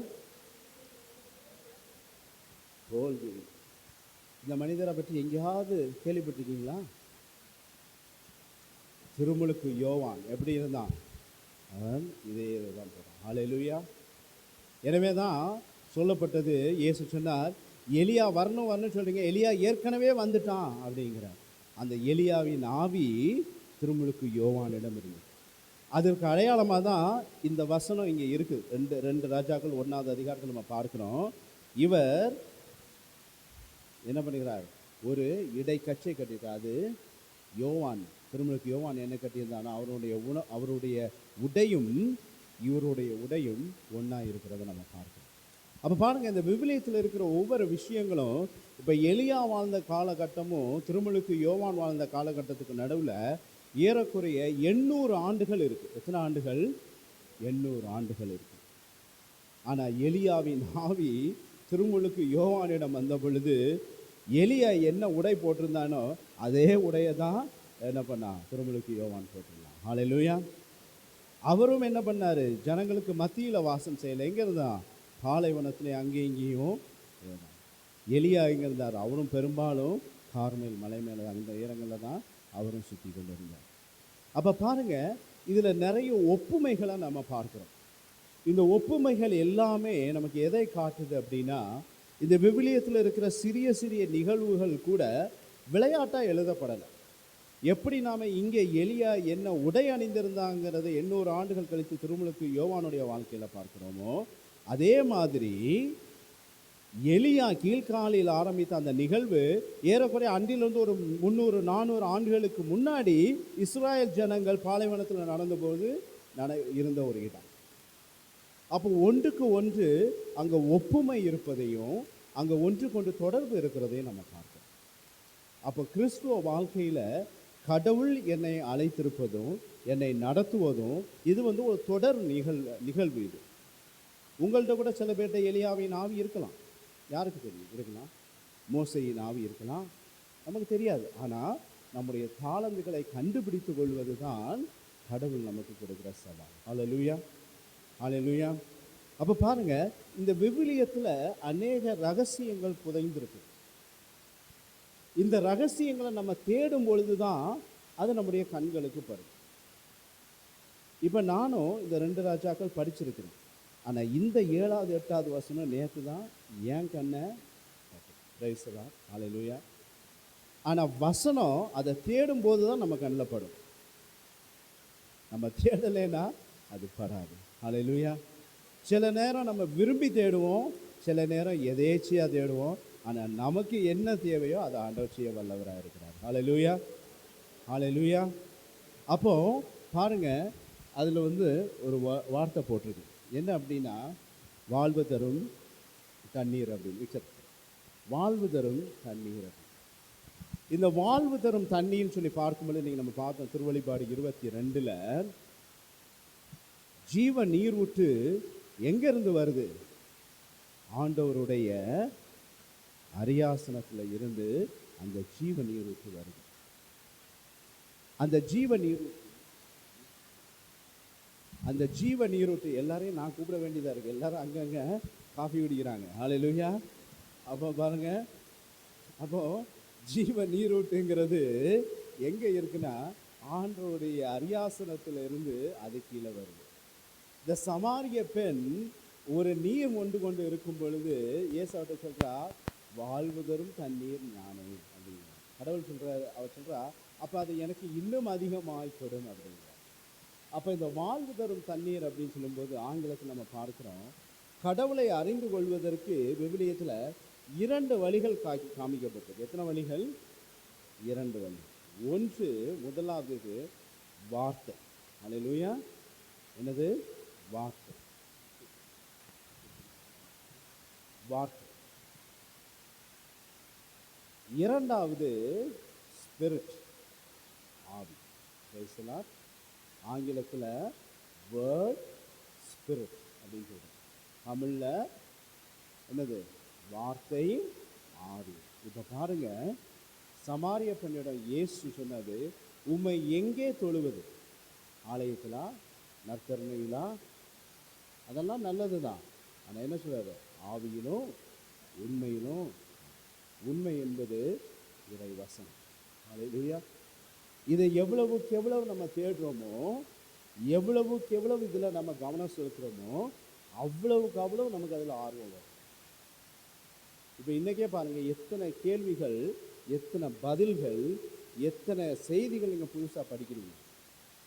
அப்போது உங்களால் ஒரு 2-3 மணி நேரத்தில் இவ்வளவு காரியங்கள் பண்ண முடியுது அப்படின்னா, இதை நாம் தினந்தோறும் ஒரு 10 நிமிடம் படித்தோன்னா எவ்வளோ விஷயங்களை நம்ம உணர்ந்து கொள்ள முடியும்.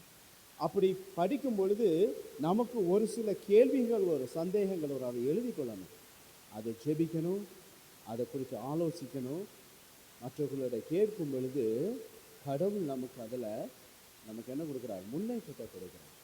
அப்போ ஒரு பாடலோட இந்த நேரத்துக்கு, இறுதி நேரத்துக்குள்ளாடி வருவோம். உங்களுக்கு காஃபி கொடுக்குறாங்கன்னு நினைக்கிறேன், அப்படி தானே? அந்த காஃபி சூடாகிறது போல் நீங்கள்லாம் ஆவிக்குள்ளே சூடாகிட்டு இருக்கீங்க, சரியா? அதனால் நீங்கள் அந்த வெளியே போனோன்னே குளிர்ந்துருந்துன்னா காஃபிக்குள்ளே நீங்கள் கையை போட்டுருங்க, காஃபி சூடாயிடும். அல்லேலூயா. எல்லோரும் எழுந்து நிற்போம். ஒரு பாடலோட இந்த செய்தி இறுதிக்குள்ளாடி வருவோம். ஸோ இப்போ இந்த பாடல் அப்போ நம்ம எல்லாரும் செய்ய வேண்டிய காரியம் என்னென்னா, காஃபி சீக்கிரம் குடிக்கணும்னா சீக்கிரமாக எழுந்திரிங்க. அல்லேலூயா. அப்போது இந்த பாடல் வழியாக நாம் செய்ய வேண்டிய காரியம் என்னென்னா, ஆண்டவர் நமக்கு கற்றுத்தரணும், அவருடைய வசனங்கள் எனக்கு வெளிச்சமாக இருக்கணும், அவர் என்னை நடத்த வேண்டும் என்று நாம் ஆண்டவருக்குள்ள நம்மை அர்ப்பணித்து இந்த பாடலை பாடுவோம்.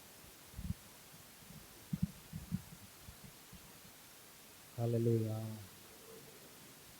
அப்படியே கண்களை மூடி என்னோடு கூட சேர்ந்து பாடுங்க. இந்த பாடல் புக்கில் அது இல்லை, என்னோடு கூட சேர்ந்து உணர்ந்து பாடுங்க. ஹல்லேலூயா.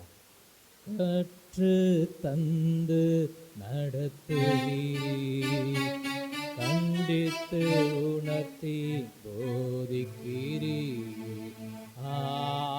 ஆவியானவரே, தூய ஆவியானவரே,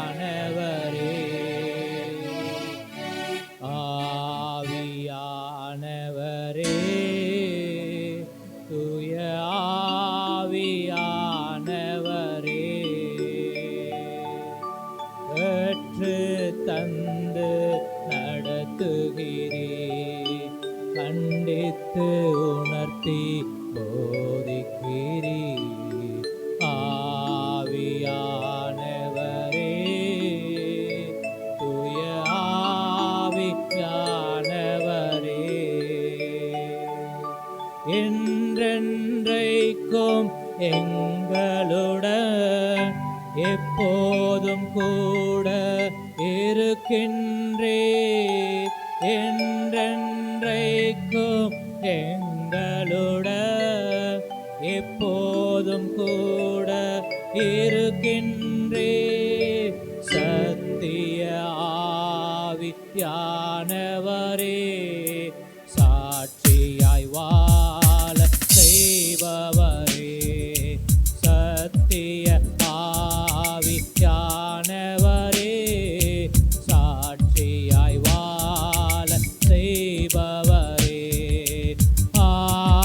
ஆவியானவரே, தூய ஆவியானவரே, பாடுவோமா? ஆவியானவரே,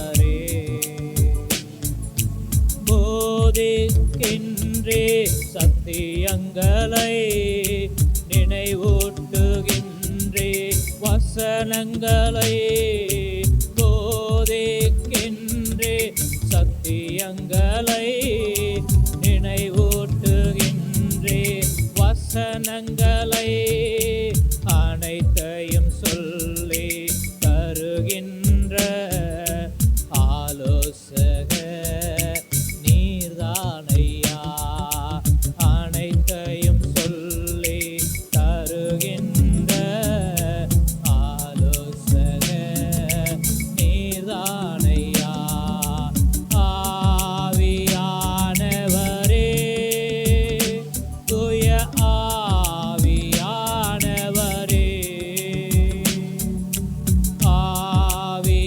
ஆவியானவரே, தூய ஆவியானவரே, கற்று தந்து நடத்துகிறே, கண்டித்து உணர்த்தி போதிக்கிறே. ஆவியானவரே, தூய ஆவியானவரே,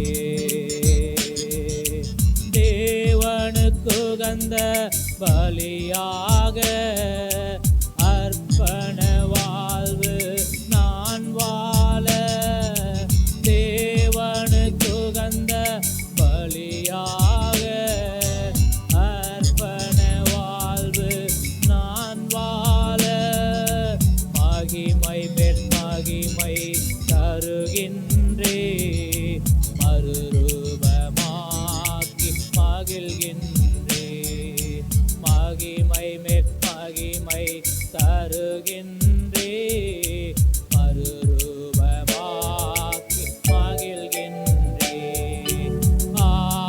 ஆவியானவரே, உள்ளத்தின் ஆழத்திலிருந்து கேளுங்க, தூய ஆவியானவரே, ஆவியானவரே, தூய ஆவியானவரே, கற்று தந்து துகிறீர். ஆமென். கண்டித்து உணர்த்தி போதிக்கிறீர். ஆவியானவரே, தூய ஆவியானவரே,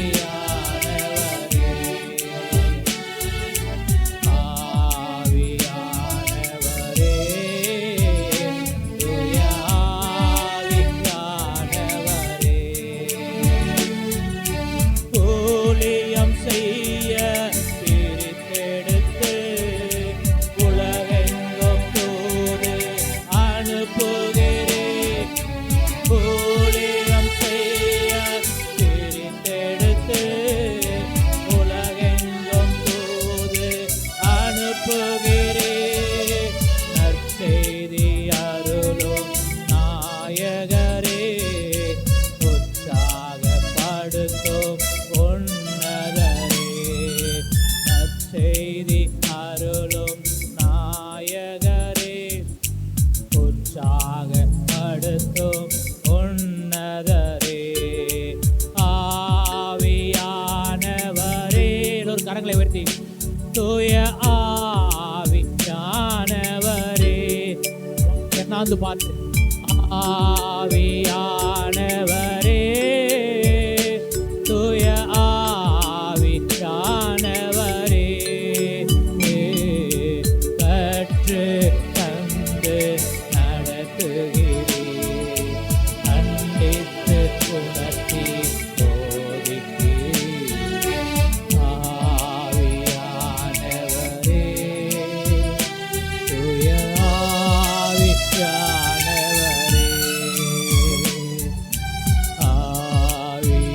ஆவியானவரே, யாரும் கண்களை திறக்க வேண்டாம்.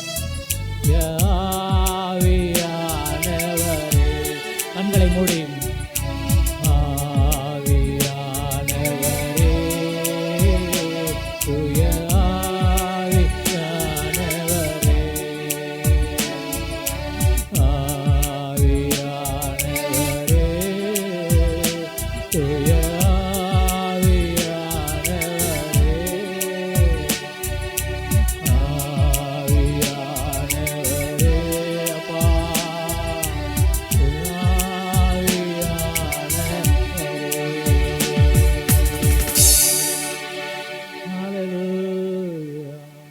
ஹalleluya, ஹalleluya, ஹalleluya.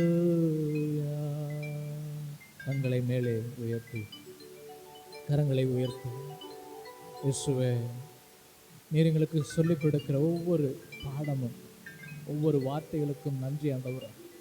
நீர் கற்றுக் கொடுக்கிறீர், கற்று தந்து நடத்துகிறீர் சுவாமி. அப்பா இயேசுவே, நாங்கள் எங்களுக்கு கொடுத்த அந்த தாளந்தை நாங்கள் மண்ணிலே போட்டு புதைக்காமல் இயேசு சுவாமி அதை நாங்கள் பெருக்க எங்களுக்கு கிருபை தாருங்க ஆண்டவரே. எங்களுக்கு கிருபை தாங்கப்பா. இங்கே வந்திருக்கிற ஒவ்வொருவருக்கும் கிருபை கொடுங்கப்பா, பலன் தாங்க. இதோ பெற்றுக்கொண்ட ஒவ்வொரு வார்த்தைகளும் இருதயத்தில் இருந்து கிரியை செய்யட்டும் அப்பா, கிரியை செய்யட்டும். அது 30ஆக 60ஆக 100ஆக அப்பா தேவனே பலன் கொடுக்கட்டும் ஆண்டவரே. அப்பா தேவனே இயேசுவே, உம்மை பற்றி அறிந்து அப்பா தேவனே நல்ல ஒரு சீடனாக எழும்பி ஓட, அநேகருக்கு சாட்சியாய், அநேகருக்கு நாங்கள் சுவிசேஷத்தை அறிவிக்கிறவனாய், அநேகருக்காய் ஜெபிக்கிறவனாய், அநேகருக்காய் ஓடுகிறவனாய் நாங்கள் இருக்கணும் ஆண்டவரே. அப்படிப்பட்டதான ஒரு கிருபை எங்கள் மீது ஊற்றப்படட்டும் ஆண்டவரே. எப்படி அப்பா இயேசுவே, இயேசுவே, எலியா மீது விழுந்ததோ, எலிசா மீது விழுந்ததோ, போர்வை விழுந்ததோ இயேசு சுவாமி, அதே போல உம்முடைய அன்பு இங்கு வந்திருக்கிற ஒவ்வொருவர் மீதும் அப்பா தேவனே அன்பு விழட்டும் ஆண்டவரே. உம்முடைய கிருபை விழட்டும் ஆண்டவரே. அது போர்வையாய் அப்பா இயேசுவே சால்வையாய் விழட்டும் ஆண்டவரே. ஹல்லேலூயா, ஹல்லேலூயா, ஹல்லேலூயா.